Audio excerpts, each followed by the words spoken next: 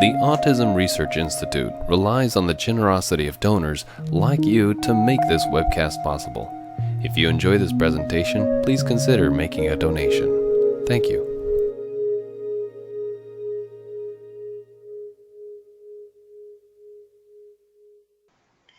Now, before we get started, I'd like to introduce our speaker. Kelly Barnhill is the director of the Nutrition Clinic at the Johnson Center for Child Health and Development. She's a certified clinical nutritionist with over a decade of experience working with nutrition in children with autism and related disorders. At the Johnson Center, she directs a team of dietitians and nutritionists that has served more than 3,000 children through this practice.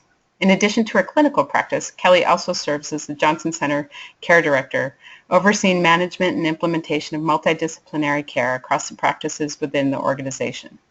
In 2008, Kelly accepted the position of Nutrition Coordinator for ARI. In this role, she designs and manages curriculum and training for nutrition practitioners and parents. Kelly is a sought-after presenter, speaking at several national and international conferences each year. You can type your questions into the questions section starting now and throughout this talk. We'll answer as many as possible at the end. These webinars are made possible through generous donor support. If you'd like to contribute, please visit our website at autism.com. And now I'm going to turn it over to Kelly. Hi, Denise. Thank you so much. Thank you all for being here. I really wanted to take some time today to talk about siblings of the children that we primarily serve, though more and more our help and support for families is very broad spectrum. So we're serving parents and an affected child who really is our first primary entrance in this community to care. And then we start looking and we have siblings who have additional health issues that may not place them on the autism spectrum, but are very clearly linked in some ways based on research and also our experience in clinical practice. So why do we want to talk about siblings specifically today? Well, number one, first and foremost, we've realized over the past decade that children with siblings with special needs have a predisposition, genetically perhaps, to additional supplementation needs, additional dietary needs, additional medical needs, and also an exposure to the similar environment. So that puts us in a place where, and as we know from the research, that autism is emerging as this entity that is a confluence of heredity and response to what's happening on a day-to-day basis in the environment. And the same thing really we're learning is happening in those siblings in many cases. It's just not as overt and acute at times. So why else? Siblings have physical health and well-being needs as well that we really need to talk about. They have social and emotional needs in health that we need to talk about. And then finally, if we have time, I want to wrap up and kind of talk about why this is important when we're thinking about families as a unit. Because we often, and in our work and as parents, focus on a child with an acute health need and later realize the impact of that health need on us as parents and also on our other children as siblings. So we know that there is a genetic predisposition to response to things in the environment that seems to be driving some of what's happening with our autism diagnoses rates. We know very little about some very specific exposures. We also know that those exposures can also influence siblings. We know that all of us need to be focused on physical health and well-being, and in our desire to serve our children with autism well, we often forget about ourselves, and we've talked about that in terms of caring for caregivers. And also our children, we don't prioritize the activities and needs of our other children necessarily as we should as you go through this process of caring for and treating a child with autism. We need to be thinking about everyone's social and emotional health, but particularly in this talk, I'm focusing on what we should be doing for siblings and how we meet their needs, because they certainly have exposure to many other things that children typically their age may not have exposure to, and they have a right to process that and experience it and share it with other people in a healthy way, so that it becomes something that is a strength of theirs that they carry into adulthood. And finally, I want to talk a little bit about families in general, because we tend to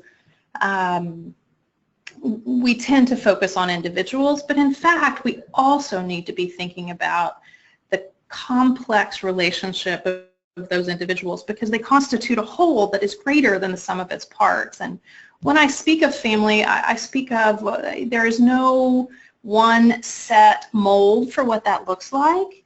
They are units of people who interact and influence each other. And for all of us, that can and does look different. Each part of that system influences the other parts in that system, and all members of it affect the others. So members of the family system and that unit have to adapt to everything in the context of what's happening with the others. So every choice, every need, and every response to it affects every member in some way. And I think it's healthy for us to think about that in terms of the child who we're focused on healing, in addition to the other units in that family system. So what specifically, when we talk about genes and environment, are we talking about? Biological siblings share many characteristics. Those are often overlooked or overshadowed due to the need for parental involvement with special needs siblings, but the health needs of the other siblings in the family are also important for a number of reasons. So, for example, in practice, we see children who have severe eczema, severe allergies, sleep disturbances and sleep disorders, but they do not carry an autism diagnosis.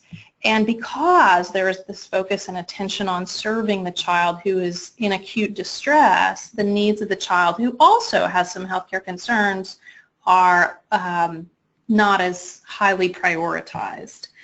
The child with autism may receive the bulk of the family's time and their resources because those needs are so overt and so immediate. And the siblings can have similar concerns that aren't as obvious or may not have emerged fully yet. So we also see that families with children with autism that we serve have children we serve early in life, have second or third siblings, and those children grow and then receive an ADD or ADHD diagnosis in second or third grade. And that's the time when most families approach us for intervention and support, but all of us as clinicians feel that if we got in early and started the groundwork and the support that we provide across the board to build health and nutrition and a lifestyle that will be supportive of good health, our outcome is better. Research indicates that families who have one child with autism have a higher incidence rate of autism than the general population. For children born in families with autism, that rate and that risk is about 1 in 4. That 25% rate is fairly significant, and research tells us that approximately 1 in 5 siblings who are not diagnosed with autism carry a diagnosis of some other developmental delay, which can likely be a speech and language concern. A bulk of those children, so half of those children, actually carry and meet criteria for autistic language tendencies, but they don't actually carry an ASD diagnosis. So we know that there are similarities here. We know that it's a continuum. That's why we call it a spectrum, because we know there's not a black and white or a yes or no. We know that it's a scale and it affects each individual differently. So as a parent and a practitioner, I encourage you to be vigilant and be proactive, and don't be afraid to seek evaluation and intervention if you need that, because it will serve all of the children in your family well. The effect of the environmental load on our kids can't be understated. There's so much information out there now that you can easily, if you want to read the data and you want better understanding of all the science and what the basic science is telling us in terms of impact without the media spin or the trickle-down effect, you can find that online easily. The Environmental Working Group has a great website that will be that has long lists of research that's easily accessible, so you can understand more about what we're talking about. And that website is www.ewg.org. Things that we need to be concerned about and we know impact children with autism are things like plasticizers, pesticides, herbicides, prescription drugs. All of those things are things that none of us should be exposed to really, and certainly not a sibling of a child with a diagnosis who has the potential for negative impact that might be greater than others as well. Simply because that child doesn't carry the diagnosis of autism doesn't mean that he's not vulnerable to the damage of the toxins. And that's what I think we need to think about every day on a daily basis. And I think that the information that we have that continues to emerge is pretty obvious about avoidance of a number of those toxins. So there's the Roundup scare, there is information on living near fields where traditional pesticides are used. All of that data puts us in a place where we have more knowledge and we have to be careful and cautious about what we're doing. Another thing that's a big issue is inhalant exposure in terms of significant risk for vulnerable populations. The environmental variables here that have been talked about and linked with autism include airplane fuel, coal plant emissions, and even highway exhaust. All of those things are risk factors, I guess, and certainly known toxins that we should be cautious about exposing any child to. Finally, the things we as families implement to help and serve our children affected with autism are appropriate and necessary for their siblings too. Often in our clinical practice, we have families come in who want to make one change for the oldest child or the affected child, and it's very hard and it's a struggle for me to counsel families through. Really, we need to talk about systemic change for the family and the family lifestyle, because what the child you're asking us to help you with needs will absolutely help the child sitting next to him at the breakfast table. Healthy food, nutritional supplementation to a certain extent. Clearly we know and we have documented evidence of increased nutritional supplementation needs and requirements of some kids with autism for a variety of reasons. And we clearly don't have that data for their siblings, but we know the basics are important for every one of us, and that's where we start here.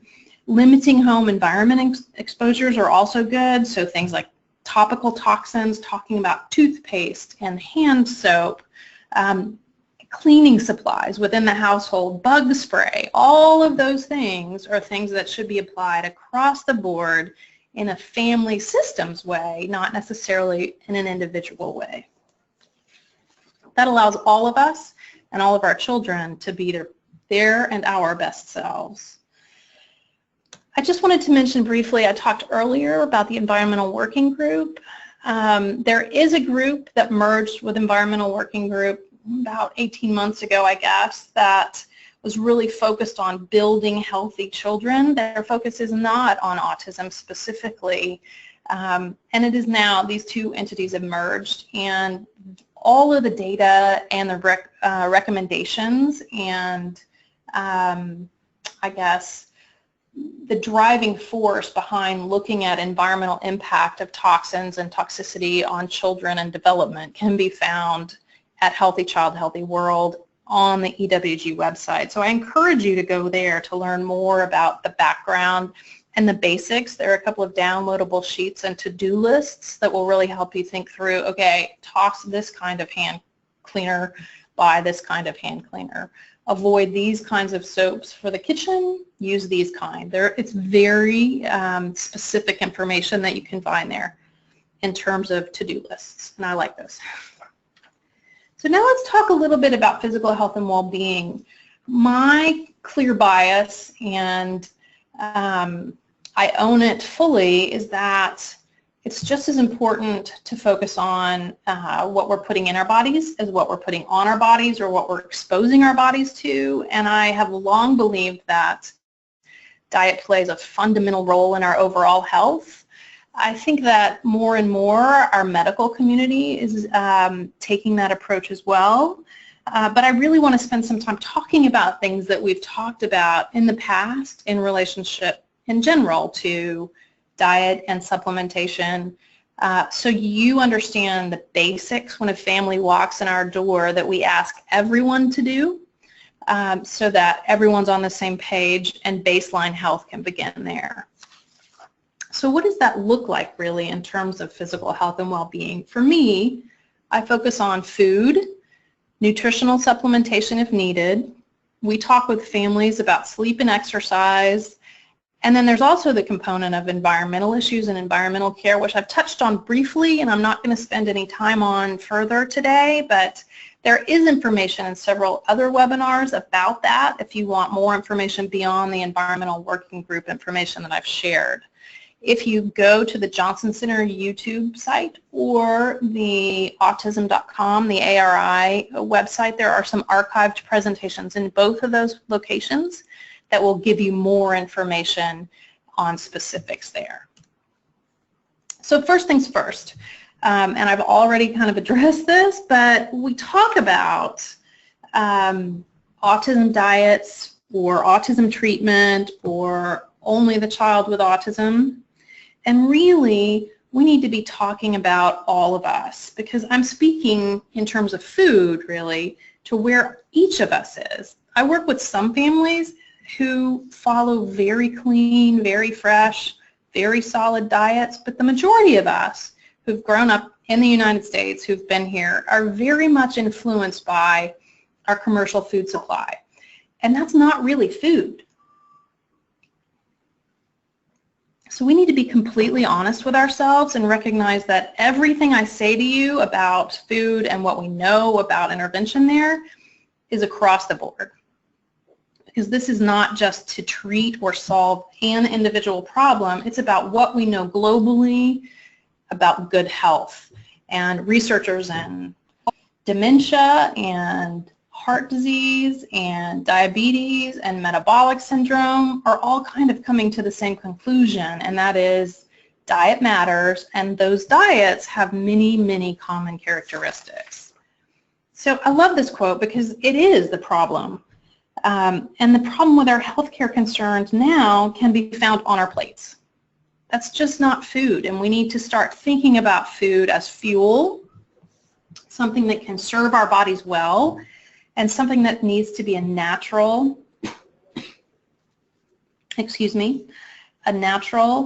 and appropriate grown lean protein, fresh fruits and vegetables, and fats.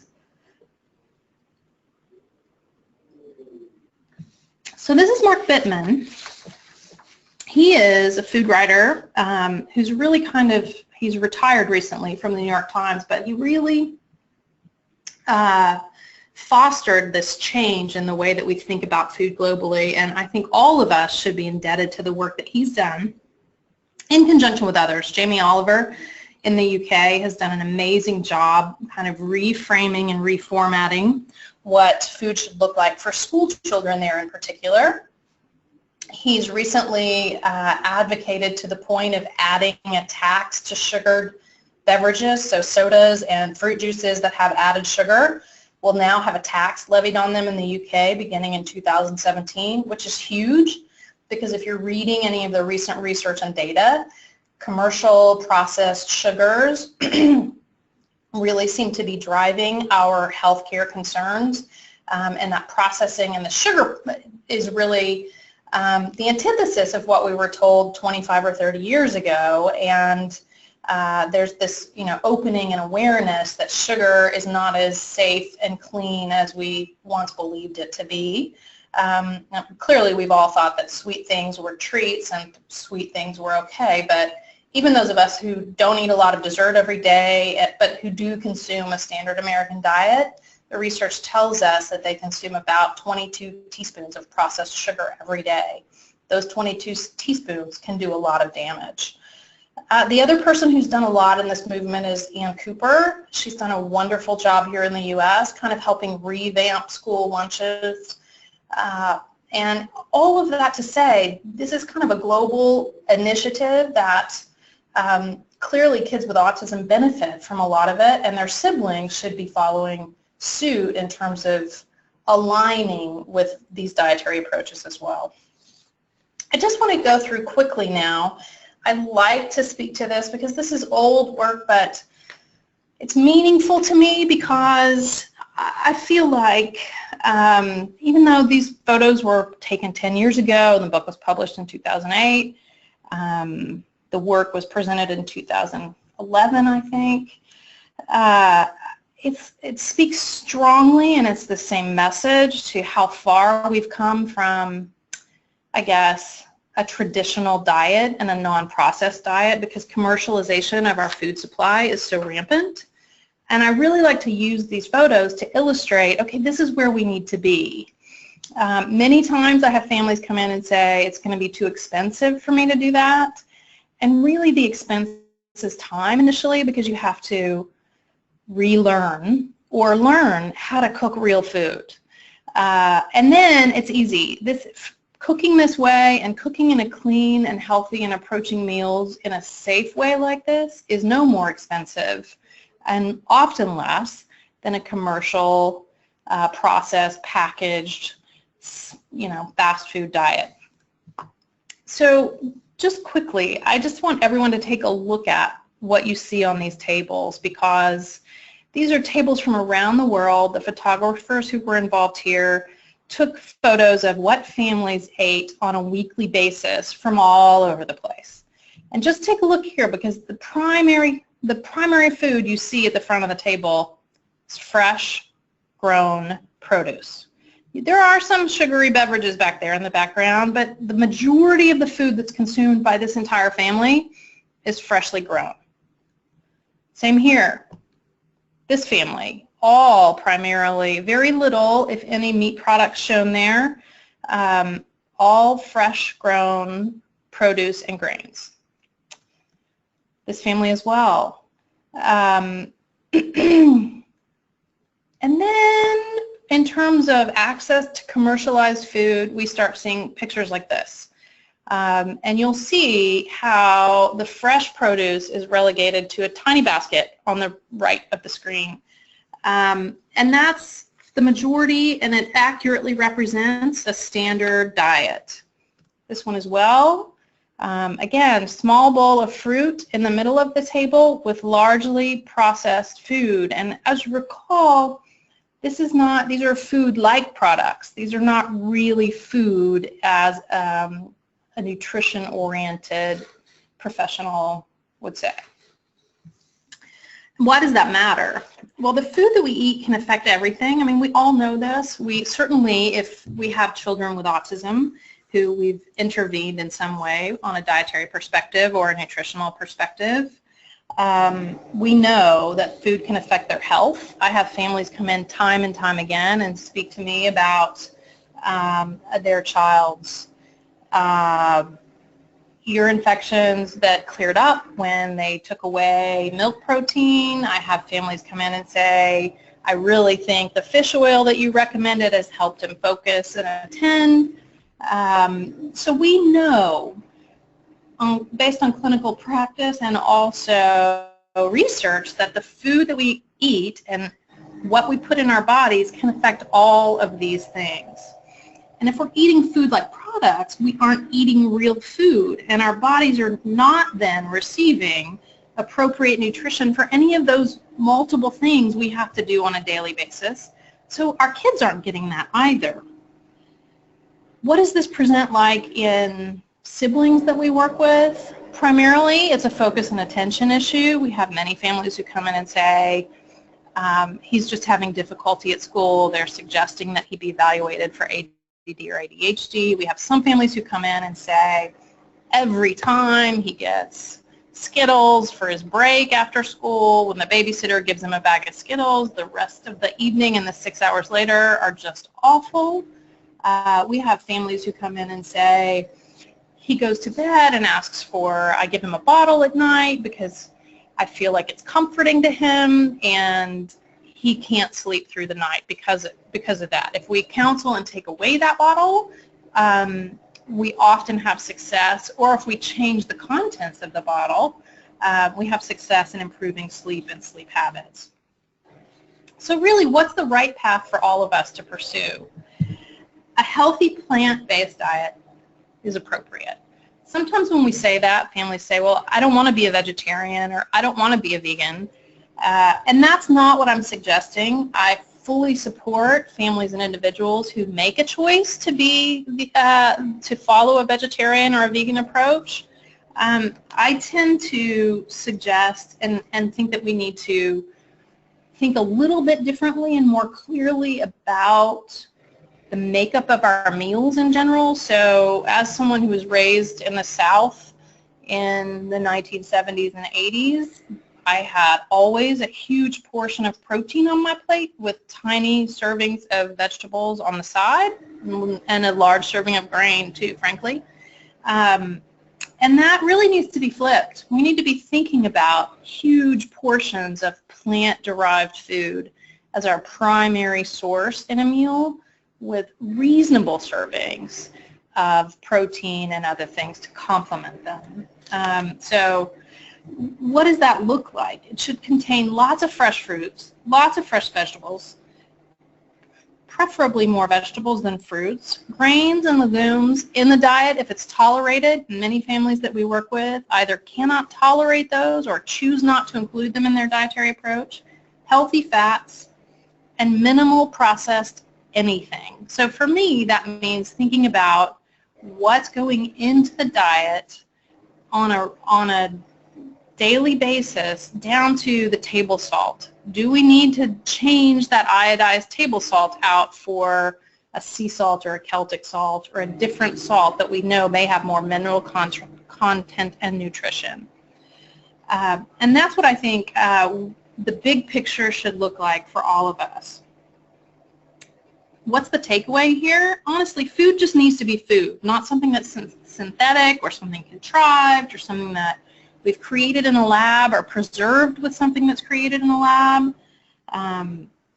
Healthy sources of all those macronutrients that we talked about, and aim for as many fruits and vegetables, fewer fruits, as your body can tolerate. This will be a difference in perspective for many children, because we have really presented them and allowed them to choose to shy away from green vegetables or other vegetables. And we really need to shift, and that needs to be the focus of what's on the plate, not an aside that can be declined. Portion size does matter. So you want to eat enough to fuel your body and make sure your nutrient needs are met, but you don't want to eat too much that you're storing away excess energy unnecessarily. So where do we want to be? We want healthy protein. That healthy protein includes grass-fed beef, bison, poultry, eggs, plant protein that can include legumes and grains if families are eating those. There are lots of options across the board there. I encourage you to really explore quality in each of those, because the idea is that you want to choose products that are raised in a healthy way. There are, again, multiple former webinars that are available on the ARI websites. There are also a few on the Johnson Center YouTube channel that are available to give you very specific information about the do's and don'ts of choosing local foods, organic foods, grass-fed versus grain-fed, free-range, cage-free. All of that terminology is discussed in detail in some other webinars that we don't have time to talk about here. In terms of carbohydrates, again, I would focus on making the bulk of that carbohydrate intake come from vegetables and fruits. And that's not me issuing a dictate, really. That is me saying, all things equal, and looking at the common denominators of many, many healthy dietary approaches, whether it's the Mediterranean diet or the paleo diet or a vegetarian diet, or Mark Hyman calls it a vegan diet now because it's a compromise vegan diet that includes a little bit of protein. All of those things, really, the consensus is eat real food. That's really what it boils down to. And that's what I would encourage you to do each day and build for your family as well. So in terms of sibling nutritional support, what's the best step and what's the best route to take to know that you're covering your siblings' basic nutritional needs in the event that that child, or given that that child, has some similar concerns with your child who may have autism. And for all of us, our baseline recommendations have not really changed. If you look at, again, it's somewhat as if we're talking about dietary approaches.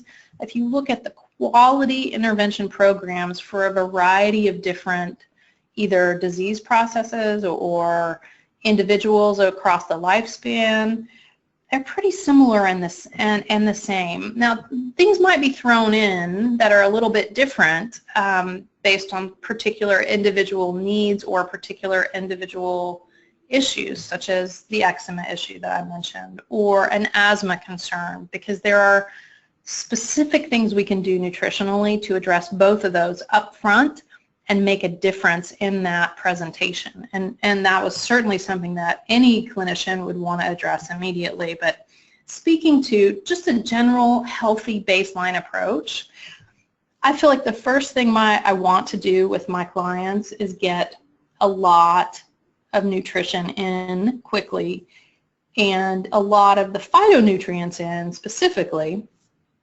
from vegetables and fruits.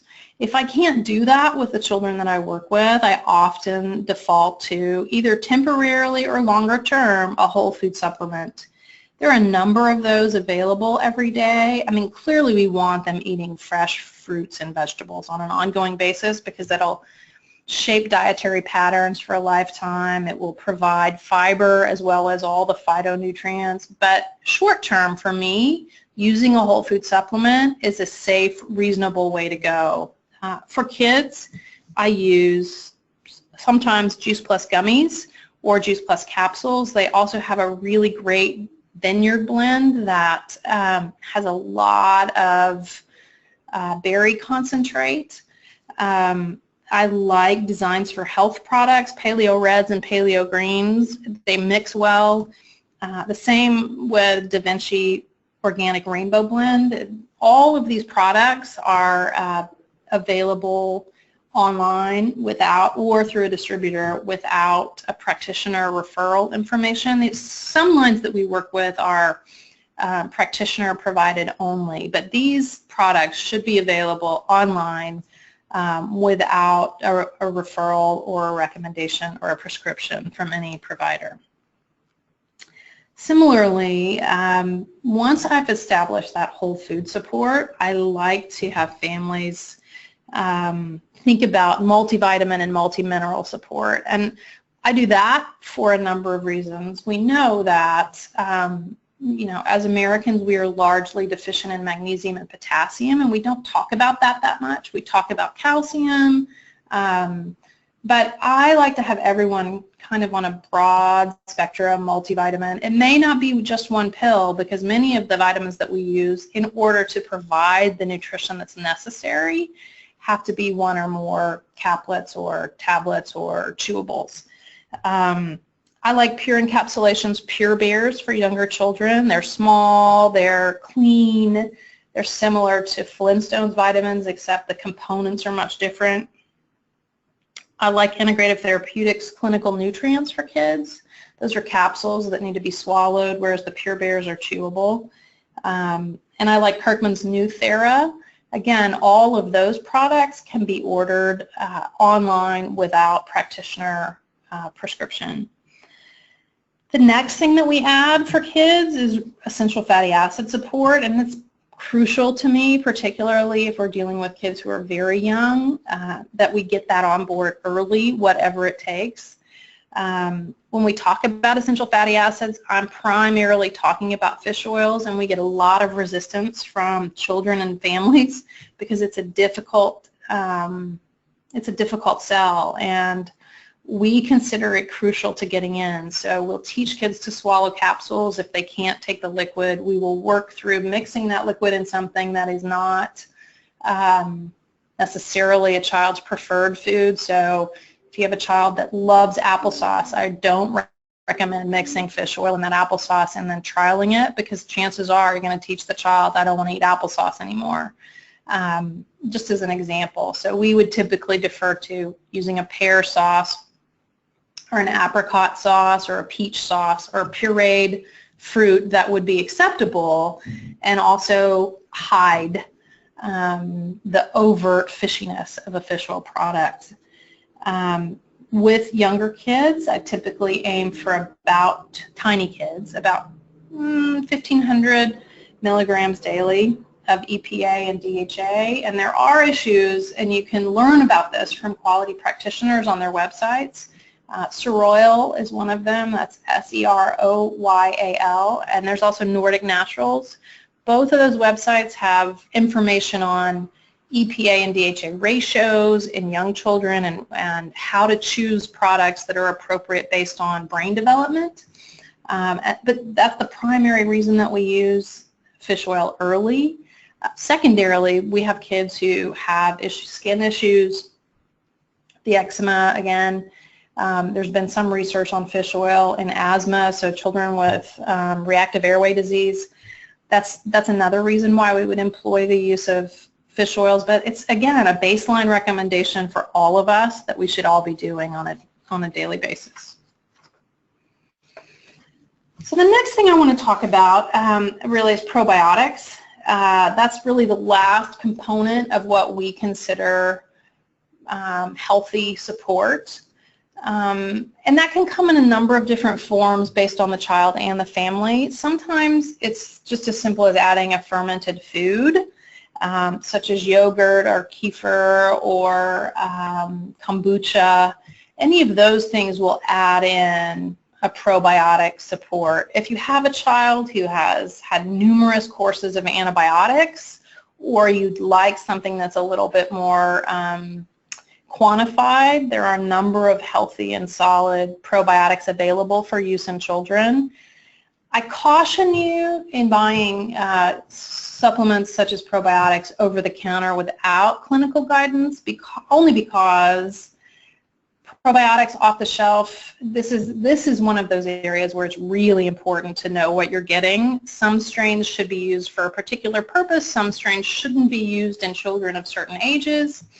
I think the safe place to start is either with Seroyal, the product that I mentioned earlier. They have a baby probiotic. There's also Clear Labs has an infant probiotic. Both of those, the Seroyal product is called HLC Neonate, and the Clear product is called Infant Formula, are safe, easy to dose, and useful as early as you and your practitioner are comfortable using them.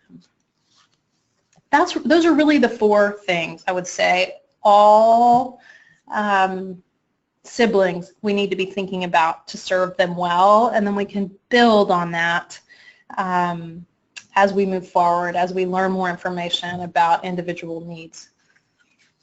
In terms of sleep and exercise, these are two things I think that are important, again, for all of us, but particularly for the siblings of children with special needs. I think these are two crucial health components that are often overlooked or compromised based on the needs of a sibling. So I really think we need to turn our attention to it and be intentional about what we are doing for both of those kids. So For example, if you have children with autism who cannot sleep, who are up all night, and that definitely impacts their parents and their siblings. We have children with autism who have therapies all over town and have such demanding schedules for themselves and their families that exercise opportunities for the siblings are prioritized less so. So I think we need to just focus some attention on including the benefits of a healthy sleep pattern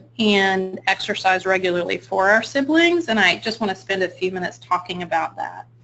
So disrupted and decreased sleep can particularly affect these kids. I mean, as parents and caregivers, we can get exhausted, but our brains aren't necessarily growing and doing all the work that children who are so young do. Our brains are regenerating, but it's a different process. And we need to be mindful of a child's needs and make space in our lives for an appropriate sleep routine.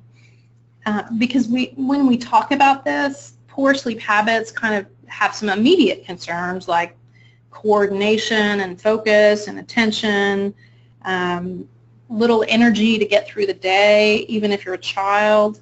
But they also have some longer-term effects too, like increased obesity, increased overweightness. With long-term sleep deprivation, we do have these patterns that set metabolically, and that can be a concern. So how do you help your siblings and all of your children sleep better? I think a routine is an important step. Practicing good sleep hygiene, thinking about setting up the environment well, use sleep-promoting foods and avoid foods that are not healthy. High potassium foods are helpful for sleep both at dinner and at bedtime. If you need a carbohydrate-driven snack or a protein-driven snack, potatoes are good. Yogurt is good. Cantaloupe is good. All of those things have potassium levels that would be supportive of sleep. You can think about adding chamomile tea or sleepy time tea. Both are safe for your child to consume in reasonable quantities. If you need to think about supplementation, I think I would suggest that you consult with a practitioner first before adding melatonin, but I think it's borne out that reasonable melatonin support for a child whose sleep cycles are severely disrupted is appropriate now. In terms of dosages, I'd strongly suggest that you talk with pediatricians or another practitioner that you're working with for advice, because many pediatricians are actually now recommending it. What you can do, I think, is increase magnesium levels, which I mentioned briefly earlier with regard to a multivitamin, but I do think that it's possible to add magnesium reasonably to support sleep at night. So I typically recommend a product called Natural Calm, made by a company called Natural Vitality. There is a labeled dose on the back. I would start with a small dose of half a teaspoon for children. It's made and prepared in boiling water. It dissolves and then it tastes like tea, really. You can blend it into another drink if you prefer. But that really gets magnesium citrate, which will help and be absorbed quickly and get into the system and help with relaxation. Again, Epsom salt baths are another great way to get magnesium into the body and kind of promote sleep. And if you're someone who enjoys using essential oils, there are a number of essential oils that you can diffuse or use topically with professional guidance, I think, to help provide sleep as well. So our kids need exercise. Most kids need a minimum, and the recommendation is a minimum of 3 hours, so 60 or more minutes 3 times a week. And that's across different types of exercise, to aerobic activity for your cardiovascular system, muscle strengthening, bone building. We want our kids doing lots of things, and the nature of our lifestyle right now really does not allow that for many families, and certainly for families of children with special needs who have so many other responsibilities and obligations. It becomes something that we just don't think about prioritizing, and I strongly encourage you to do so now.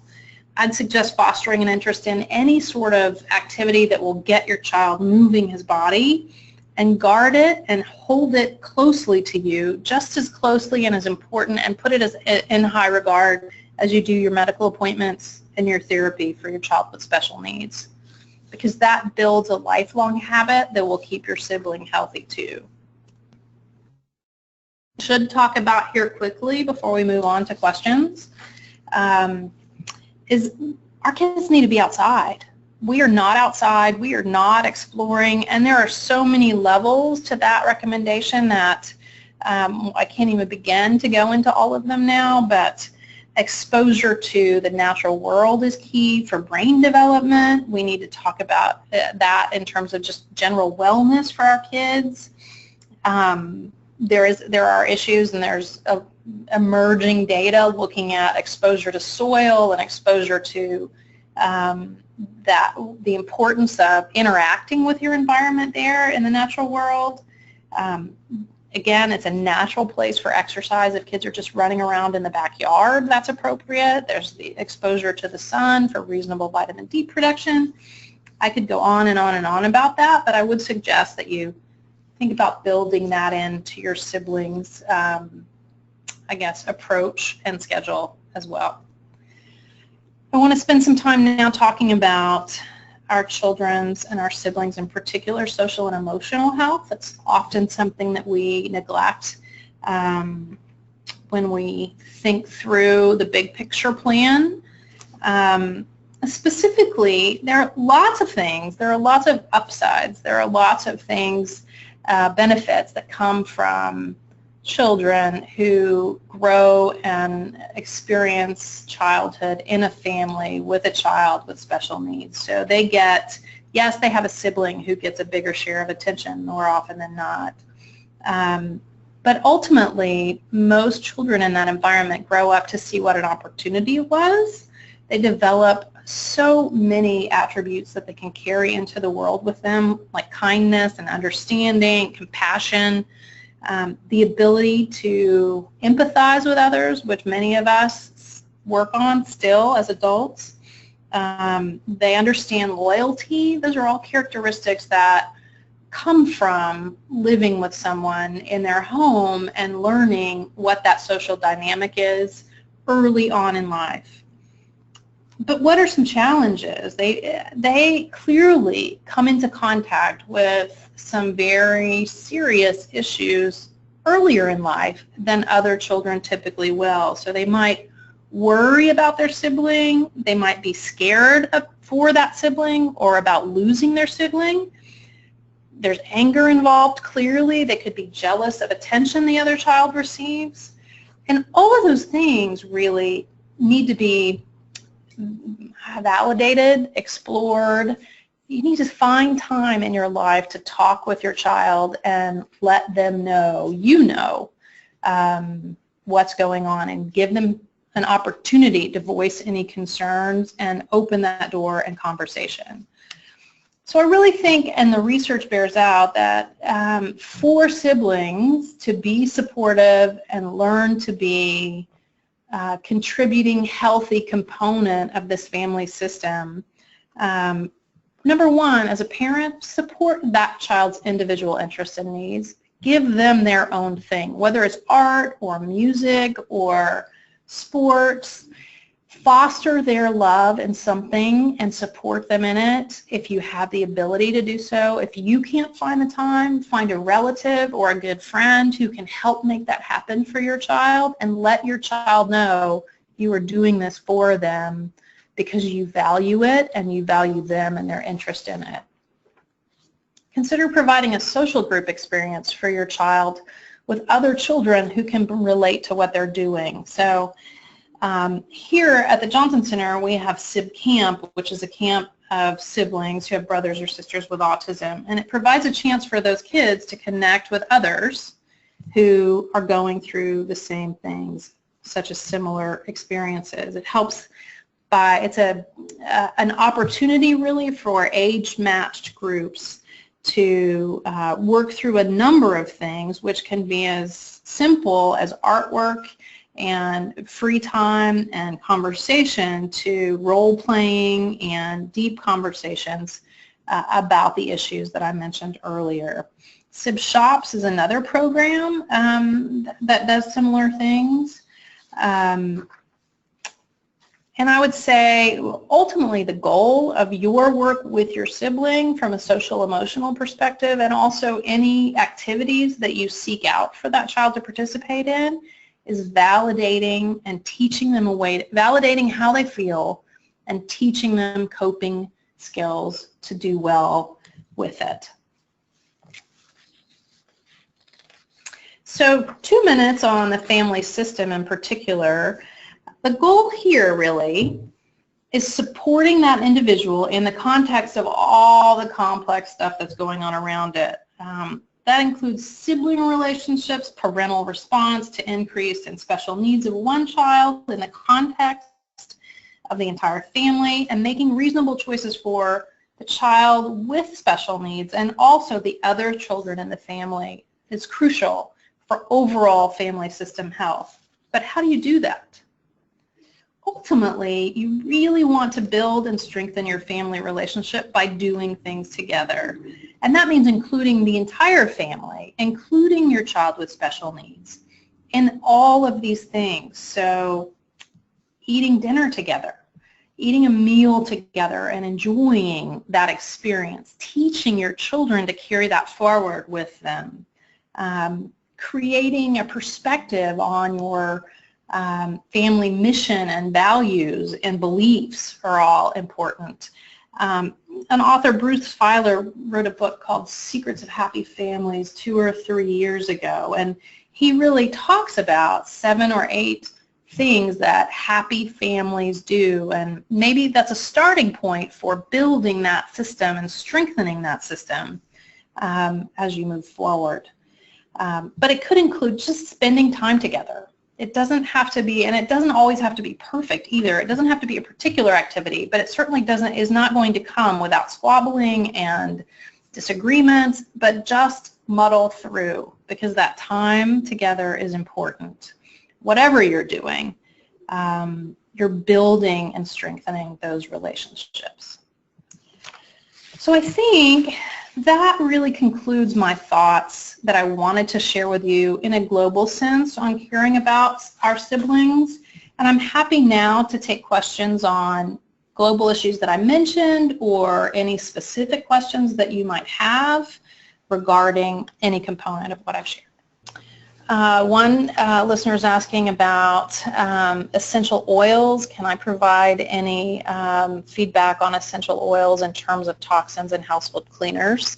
I feel pretty strongly that as long as we're using good quality essential oils safely, that's what I use and recommend in my own home, and I think there are a number of options there. So I think that exploring that with a good quality company is crucial, because there are some that are contaminated, but using good quality essential oil products for cleaning the house is a great idea. Another listener says financial hardship can impede families getting healthy nutrition. And I fully understand and appreciate that, and I think that there are a number of issues. As I mentioned, once you learn to implement traditional real food preparation as opposed to preparation of convenient foods or picking up convenience foods, cost per serving and access really to those things is either cheaper than a current intake or it's comparable. We have a dietitian who made it her mission several years ago to look at how to use assistance program funding to supply a healthy diet, and she was able to work through and demonstrate that even for families on very fixed incomes, you can do a diet that's healthy, plant-based, and reasonable within that budget. What steps can a family take to get a child with autism and siblings to change their palate from fake foods to fresh whole foods? I think that's a great question. I think the biggest and most key component there is simply sharing what you're eating with your children. So don't expect them to eat anything while you are not, and model good behavior in that approach. Over and over and over again. You know, we talk about this in terms of feeding clinics with children that we serve, because we do serve some severely picky eaters whose health is compromised by their feeding choices, who we ultimately end up working with in a feeding-based program. And early on, we talk about how long and how many exposures to food it takes for most children to try something and like it. And that's typically the research. There's more out there now, but it's typically 16 to 18 exposures and tries. And most of us as parents give up long before then. So I think we just keep trying. Is the list of whole food support, vitamins, fatty acids, and probiotics available so that we can find it online? It's not available online at this point, but we do have a handout that we'll be providing, and everything will be listed there.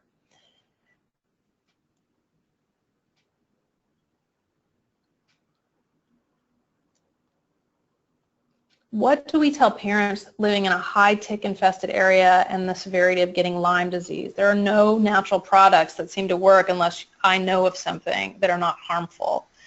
I agree with you. And being cautious, I understand the need to be cautious when outside, and I don't have any easy answers there. I'm sorry. Here in Central Texas, where we are, we don't see that many clients that we are seeing more, who live locally or regionally and have experience with Lyme exposure, so it's not something that I practice and do on a day-to-day basis. I'm sorry. One parent says, my child's sibling is almost pickier than he is. Other than force her, how can I get both of them to eat more veggies? I think the first thing to do is you can, be sneaky. There are several books out there written by the Sneaky Chef or by Jessica Seinfeld, and both of those talk about sneaking in nutrition from fruits and vegetables into other foods, so into baked goods or into sauces that you're making. And that's one way. I mean, we call that a bridge way to accepting other foods, so a little bit of exposure over time.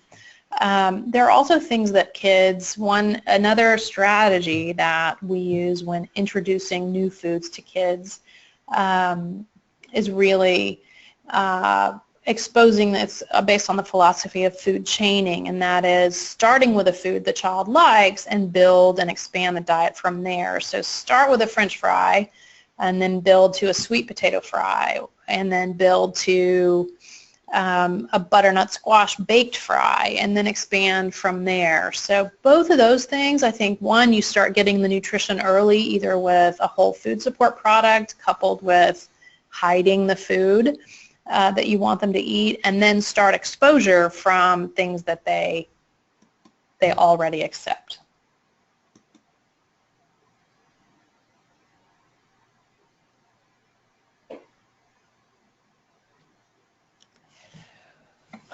One question is, I'm concerned that on a GFCF diet, our kids may not be getting all the nutrients they would if they were on an organic, gluten and dairy-filled diet. My ASD son is quite thin and his brother is having growth issues. Are there particular supplements or foods that can make up for what they are missing? Absolutely, hands down, yes. You need to make sure that you're covering those nutrients if you're removing casein and gluten from the diet. That's primarily because you're removing milk, a milk food group, which is fortified and has added vitamin A and D, and you're removing typical gluten grains, which are largely fortified, either cereal or breads that have a lot of B vitamins added in, among other things as well. So yes, you ideally need to work with a dietitian or a nutritionist to gather information to see what those deficits are, because a standard multivitamin, multimineral, and even those high quality ones that I mentioned earlier in this talk, will likely not meet some deficits depending on what you're substituting into that diet. So following an elimination diet like that, you really need to work with a professional who's going to give you recommended or prescribed amounts to consume on a daily basis.